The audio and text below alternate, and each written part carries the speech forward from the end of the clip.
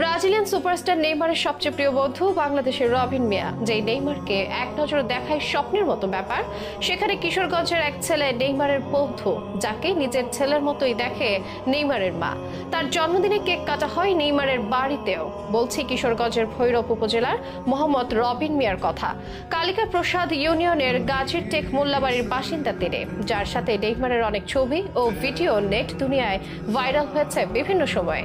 রবিন নেইমারের এতটাই ঘনিষ্ঠ যে নেইমারের বাবা ব্রাজিলে একটা বাড়িও বানিয়ে দিয়েছেন ভৈরবের এই যুবককে। 34 বছর বয়সী রবিন তাই দেশি নেইমার ফ্যানদের কাছেও মধ্যমণি। এমনকি নেইমারকে বাংলাদেশে আনার ব্যাপারও কাজ করে যাচ্ছেন এই রবিন। জানেন কি কিভাবে বন্ধু হয়ে উঠেছিল নেইমার ও রবিন?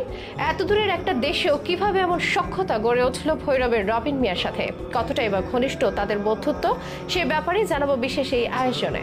ব্রাজিলকে কেউ কেউ ফুটবলের দেশও বলে থাকেন, আর গত এক দশকে ব্রাজিলের যে ফুটবলারটি সবচেয়ে বেশি খ্যাতি পেয়েছেন তার নাম নেইমার। সেই ব্রাজিলের ক্লাব সান্তোসে খেলার সময় থেকে তাকে নিয়ে আলোচনা। এরপর বার্সেলোনার জার্সিতে কাটিয়েছেন ক্যারিয়ারের শ্রেষ্ঠ সময়। ইনজুরিতে নিজেকে পুরোপুরি মেলে না ধরতে পারলেও নেইমার বলতে পাগল তার ভক্তরা। তিনি তারকা খ্যাতি ছাপিয়ে অনেকের কাছে আবেগের নাম, ভালোবাসার নাম। বিশ্বের নানা দেশের মতো বাংলাদেশেও নেইমারকে নিয়ে মাতামাতি প্রচুর। এদেশের অনেক তরুণ তরুণী নেইমারকে নিয়ে নিয়মিত চর্চা করেন। তবে শুধু ভক্তই নয়, এ দেশে আছে নেইমারের প্রিয় একজন বন্ধু। তার নাম মোহাম্মদ রবিন মিয়া, বাড়ি কিশোরগঞ্জ জেলার ভৈরব উপজেলার গাজীর টেক গ্রামে। বয়স 34। তার কাঁধে আছে নেইমারের পাবলিসিটির দায়িত্ব। নেইমারের 3 দেশের পাবলিসিটি দেখেন রবিন। শুধু নেইমারই নয়, রবিন ঘনিষ্ঠ হয়ে উঠেছেন তার গোটা পরিবারের সাথে। আর সে ঘনিষ্ঠতা এতটাই যে বাংলাদেশে এই যুবকের জন্মদিন উদযাপন করেন নেইমারের মা এবং পরিবারের অন্য সদস্যরা। নেইমারের সাথেও নিয়মিত আড্ডা দেন রবিন। এখানে সেখানে যান, ছবি তোলেন, যে ছবির দেখা মেলে সোশ্যাল মিডিয়ায়। সাম্প্রতিক এক সাক্ষাৎকারে রবিন মিয়া বলেছেন, আমার জন্মদিন ছিল গত 25 ডিসেম্বর। সেদিন নেইমারের মা নিজে কেক এনে তার বাড়িতে আমার জন্মদিন উদযাপন করেন। নেইমারের বাবা আমাকে একটি বাসাও দিয়েছেন সেখানে,